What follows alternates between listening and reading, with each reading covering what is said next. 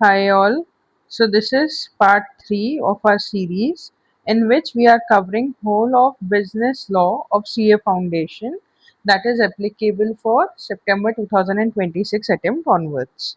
इससे पहले वाले दो पार्ट्स में हम लोगों ने पढ़ा what is law, what are the sources of law, process of making law, types of law. अब हम नॉलेज लेंगे अराउंड एनफोर्सिंग द लॉ। अभी मैं समझती हूँ बेटा कि हम में से किसी को नहीं पता है कि एनफोर्समेंट का मतलब क्या होता है एंड इसके आगे जो एग्जीक्यूटिव लिखा है कि लॉ को एनफोर्स एग्जीक्यूटिव करते हैं, ये लोग कौन होते हैं। तो अब हम इसको डिटेल में पढ़ेंगे एंड नेक्स्ट 10 मिनट्स में you will be able to answer कि लॉ एनफोर्समेंट का मतलब क्या होता है एंड एग्जीक्यूटिव्स कौन होते हैं। तो हम सबसे पहले देखते हैं, हमने अपने प्रीवियस क्लासेस में पढ़ा, आपको पता है कि लॉ कोई बनाता है एंड लॉ बनाने का एक प्रॉपर प्रोसीजर है। आप बोलोगे मैम हाँ मेरे को याद है, आपने बताया था कि लॉ पहले बिल इंट्रोड्यूस होता है, देन डिस्कशन होता है एंड देन वो बिल पास हो जाता है अगर तो फिर उस पर साइन होता है, वो पब्लिश होता है एंड देन वो फिर एक्ट बनता है। ये पूरे प्रोसेस से क्या बनता है, लॉ। और ये लॉ कौन बनाता है? आंसर इज, आप बोलोगे मैम सेंटर लेवल पे, आपने मेरे को समझाया था कि दो लिस्ट होती है, एक सेंटर एंड स्टेट की। तो सेंटर लेवल पे पार्लियामेंट बनाती है और स्टेट लेवल पे स्टेट लेजिस्लेचर असेंबली बनाती है। ठीक है, हमको यहाँ तक हमने अपने प्रीवियस लेक्चर्स में कवर करा है।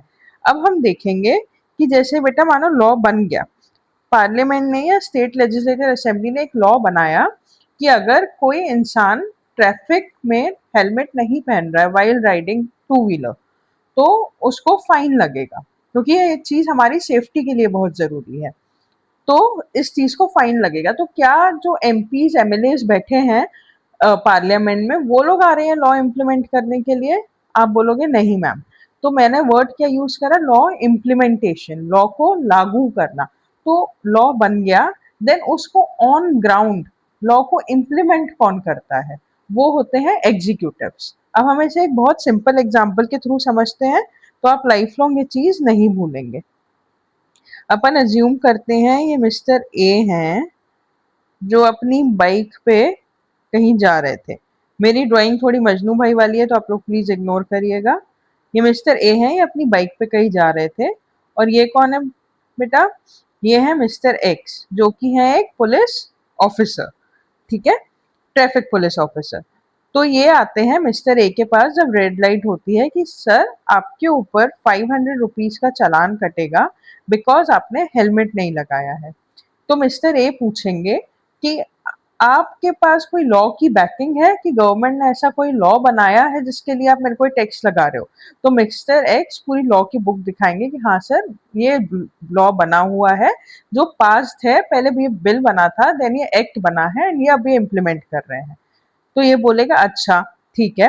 तो अपन यहाँ पे इतना हमको समझ आया कि लॉ बना, देन लॉ को एक्चुअल ऑन ग्राउंड एग्जीक्यूशन के लिए हमारे एग्जाम्पल में लॉ को लागू कौन कर रहा है? यहाँ पे आप बोलोगे मैम ट्रैफिक पुलिस ऑफिसर इस वाले केस में। ठीक है, अब मैं दूसरा एग्जाम्पल लेती हूँ। एक कोई पर्सन है मिस्टर ए, ठीक है, इनका बिजनेस है और इनका बिजनेस बहुत चलता है, ये बहुत पैसा कमाते हैं। ठीक है, एक्सपोर्ट इम्पोर्ट से इनका बहुत पैसा आता है। इनके ऊपर अगर पैसा ज्यादा आ रहा है तो इनकी ड्यूटी है कि इनको इनकम टैक्स पे करना है, राइट? आप बोलोगे यस मैम, लेकिन हमको भी पता है कि ऐसा लोग करते हैं जो कि करना गलत है, इनने इनकम टैक्स की चोरी करी। ठीक है, ये खबर मिली, इनकम टैक्स में एक ऑफिसर बैठे हैं, IRS officer, Indian revenue services के ऑफिसर, उनको पता पड़ा।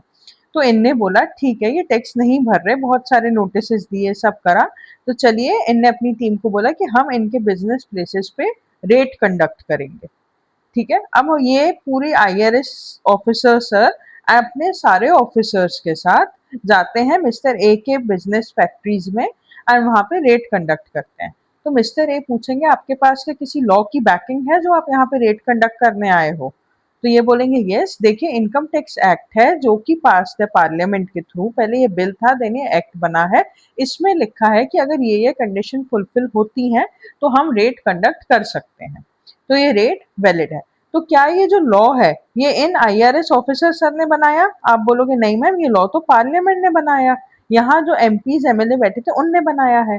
तो इसको हम सिंपल समझते हैं कि यहाँ से लॉ पास हुआ और लॉ इनके पास आता है। सवेरे ट्रैफिक पुलिस ऑफिसर या फिर इनकम टैक्स ऑफिसर अपने ऑफिस जाते हैं, उनको पता पड़ता है कि सरकार ने लॉ पास कराया और इन लोगों के पास लॉ की पूरी एक कॉपी आती है।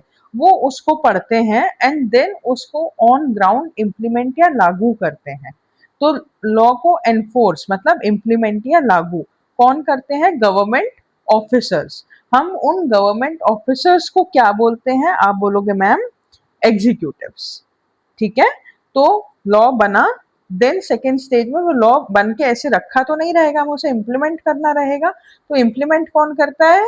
दैट इज गवर्नमेंट ऑफिसर्स, और उनको हम क्या बोलते हैं? एग्जीक्यूटिव्स। ठीक है, अब जैसे ये ट्रैफिक पुलिस वाला मैंने जो एग्जांपल बताया था कि हेलमेट नहीं उनने लगाया तो 500 रुपीज का फाइन लगा मिस्टर ए और मिस्टर एक्स के बीच में। लेकिन ये डिस्प्यूट हो गया इन लोगों के बीच में। मिस्टर ए ने बोला कि सर अभी यहाँ पे रेड लाइट था, इसलिए मैंने बस 2 मिनट को अपना हेलमेट रिमूव करा था, अदरवाइज मैं हेलमेट लगाया हुआ हूँ। मिस्टर एक्स ने बोला नहीं, मैंने आपको जब देखा था आपने हेलमेट नहीं लगाया था, तो 500 रुपीज का फाइन है। तो ये चीज रिजॉल्व कौन करेगा जब इन दोनों के बीच में आपस में डिस्प्यूट हो गया? तो मैं आप बोलोगे मैम ये सारे केसेस तो मैंने भी सुना है कि कोर्ट में जाते हैं, हम लोग कोर्ट में अप्लाई करते हैं। तो वो कोर्ट कौन हो गई? जुडिशरी। अब हम पूरा पढ़ते हैं, पूरा एक बार सीक्वेंस समझते हैं क्या हुआ। कि हमको लगा कि कुछ एक लॉ की रिक्वायरमेंट है, तो वो लॉ बनाएगा कौन? पार्लियामेंट। देन लॉ बना दिया, लॉ पास हुआ, एक्ट बना, वो किसके पास आता है? एग्जीक्यूटिव के पास। एग्जीक्यूटिव उनको क्या करते हैं? एनफोर्स करते हैं या लागू करते हैं। ठीक है, फिर अगर और लागू किस पे हुआ? सिटीजन्स पे हुआ, नॉर्मल जनता पे। अब अगर कुछ डिस्प्यूट होता है एग्जीक्यूटिव्स या सिटीजन्स के बीच में, या लॉ ही इन लोगों को सही नहीं लग रहा है, अब हम लोग सिटीजन्स को सही नहीं लग रहा है लॉ और सिटीजन्स के बीच में, तो ये डिस्प्यूट लेके ये लोग कहाँ जाएंगे? आप बोलोगे मैम ये सब जाएंगे जुडिशरी के पास, और जुडिशरी आंसर देगी कि क्या सही है और क्या गलत है। जुडिशरी डिस्प्यूट रिजॉल्व करेगी। अब हम देखते हैं नेक्स्ट उसमें कि एग्जीक्यूटिव में आता कौन कौन है। अब आप लोगों को समझ आया कि लॉ एनफोर्स किसने करा एंड एग्जीक्यूटिव बोलते हैं उनको, और एनफोर्समेंट का मतलब क्या होता है। अब हम देखते हैं enforce by various ministries comprising of, हमने देखा गवर्नमेंट ऑफिशियल्स, हमारे एग्जांपल में कौन थे ये? Traffic police officer, right. Then उसके बाद हमने देखा सिविल सर्वेंट, हमारे एग्जांपल में वो कौन थे? IRS officer sir, right. अब जैसे इन आईआरएस ऑफिसर सर किस में काम करते हैं? ये काम करते हैं इनकम टैक्स डिपार्टमेंट में। इनकम टैक्स डिपार्टमेंट कौन लीड करता है? That is our honourable finance minister. तो मिनिस्टर्स भी एग्जीक्यूटिव में आते हैं। तो अब अगर मैं आपसे 3 चीजें पूछूं कि एग्जीक्यूटिव में कौन कौन आता है, तो आप अपने एग्जाम्पल से ही निकाल लोगे।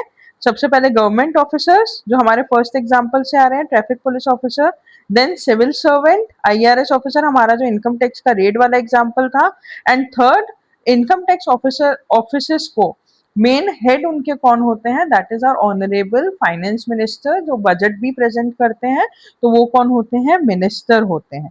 तो ये 3 लोग मेजरली एग्जीक्यूटिव में आते हैं। अब ये लोग, इनके अलग अलग ऑफिसेज हैं, अलग अलग मिनिस्ट्रीज हैं, ये लोग जो हैंडल करते हैं। मिनिस्टर्स के ऑफिस को मिनिस्ट्रीज बोलते हैं। ठीक है, तो उनके ऑफिस अलग अलग है, अलग अलग मिनिस्ट्रीज हैं, एंड हर एक मिनिस्ट्री एक कोई बहुत स्पेसिफिक एरिया देखती है। जैसे कि मिनिस्ट्री ऑफ फाइनेंस, अब आपको नाम से समझ आ रहा है मिनिस्ट्री ऑफ, मतलब मिनिस्ट्री का क्या मतलब हो गया? ऑफिस हो गया मिनिस्टर्स का। यहाँ तक समझ आया? तो ऑफिस किस चीज का है? फाइनेंस का। फाइनेंस को मैं हिंदी में बोलूं तो पैसा, है ना, लेन देन, जितना भी पैसे से रिलेटेड काम होगा वो सब इधर देखा जाएगा। हम ब्रॉडर टर्म में समझते हैं, हम नेक्स्ट पार्ट में एक एक मिनिस्ट्री को डिटेल में देखेंगे, एंड इससे बेटा क्वेश्चन आए हुए हैं। देन हम देखते हैं ministry of corporate affairs. Corporate affairs, corporate से हमें क्या समझ आता है कि जनरली लोग बोलते हैं ना हम लोग कॉर्पोरेट्स में काम करते हैं, तो कॉर्पोरेट मतलब कंपनीज, राइट, जो एक आर्टिफिशियल पर्सन रहती है, कंपनी, एलएलपी, तो इन लोगों की जो मिनिस्ट्री होती है उसे बोलते हैं मिनिस्ट्री ऑफ कॉर्पोरेट अफेयर्स। उसके बाद मिनिस्ट्री ऑफ होम अफेयर्स, तो होम अफेयर्स मतलब जैसे हमारे घर के जो जितनी भी चीजें रहती हैं, हमारे घर की जो चीजें रहेंगी उसे हम बोलेंगे मिनिस्ट्री ऑफ होम अफेयर्स। तो इंडिया हमारा घर है, तो इंडिया के अंदर जितने भी इंटरनल मैटर्स होते हैं उन्हें बोलते हैं मिनिस्ट्री ऑफ होम अफेयर्स। तो आप बोलोगे मैम अगर ये इंटरनल मैटर के लिए एक है तो एक एक्सटर्नल मैटर के लिए भी मिनिस्ट्री होनी चाहिए, कि हमारे दूसरी कंट्रीज के साथ रिलेशन कैसे हैं, हमारा इम्पोर्ट एक्सपोर्ट में क्या चीजें चल रही हैं, या बाहर हमारे बायलेटरल रिलेशंस कैसे हैं। तो आंसर इज यस। वो आप लोग मेरे को सर्च के करके बताइए कि एक्सटर्नल अफेयर्स के लिए हमारी कौन सी मिनिस्ट्री है। देन नेक्स्ट आती है ministry of law and justice. तो कि कोई लॉ बना तो वो कैसे बनेगा, एंड मिनिस्ट्री अराउंड जस्टिस, ये हमको नाम से ही समझ आ रहा है। तो मिनिस्ट्री मतलब मिनिस्टर्स का ऑफिस। मिनिस्टर्स कौन होते हैं हमने समझा, एग्जीक्यूटिव्स होते हैं। एंड इनका ऑफिस एक बहुत ब्रॉडर टर्म में होता है, जैसे मिनिस्ट्री, ऐसे मानिए कि ये मिनिस्ट्री है तो ये ऐसे पिरामिड शेप में होता है, ऐसे जाते हैं ऑफिसेस। यहाँ पे सबसे टॉप पे आएंगे मिनिस्टर्स, फिर यहाँ पे आते हैं सिविल सर्विसेज वाले ऑफिसर्स, देन यहाँ पे आते हैं गवर्नमेंट ऑफिसर्स। तो ऐसे ये पूरी मिनिस्ट्री फ्लो होती है। तो जैसे ये मिनिस्ट्री ऑफ फाइनेंस है, तो यहाँ पे हमारे आ जाएंगे ऑनरेबल फाइनेंस मिनिस्टर। देन यहाँ पे आएंगे इंडियन रेवेन्यू सर्विसेज के ऑफिसर्स, जो इनकम टैक्स या जीएसटी के होंगे। यहाँ पे आएंगे इनकम टैक्स ऑफिसर्स। ठीक है, हम ये पूरा आगे पढ़ेंगे इसको डिटेल में। तो आई होप यहाँ तक आपको क्लियर हुआ कि लॉ एनफोर्स कौन करता है, एंड एग्जीक्यूटिव्स कौन होते हैं, मिनिस्ट्रीज क्या होती हैं, एंड आपको उसकी ब्रॉडर पिक्चर क्लियर हुई होगी कि हर एक मिनिस्ट्री ब्रॉडली काम क्या करती है। एंड आपको ये चीज याद नहीं करनी पड़ रही होगी, अगर एग्जाम में आपको लिखा हुआ आएगा कि मिनिस्ट्री ऑफ फाइनेंस के बारे में लिखिए, तो अभी जबकि मैंने आपको पढ़ाया नहीं है, स्टिल आप लिख पाओगे कि it is handled by finance minister. And ये फाइनेंस से रिलेटेड मैटर्स देखते हैं, mainly including income tax and GST. इतना तो आप लोग लिख सकते हो, राइट, जबकि अभी हमने कुछ पढ़ा नहीं, हमने सिर्फ इसका नाम देखा है। एंड इसको आपको मेमोराइज करने की जरूरत नहीं पड़ेगी। अगर आप लोगों को कोई भी डाउट है तो please mention that in the comment section, I will answer them. Thank you so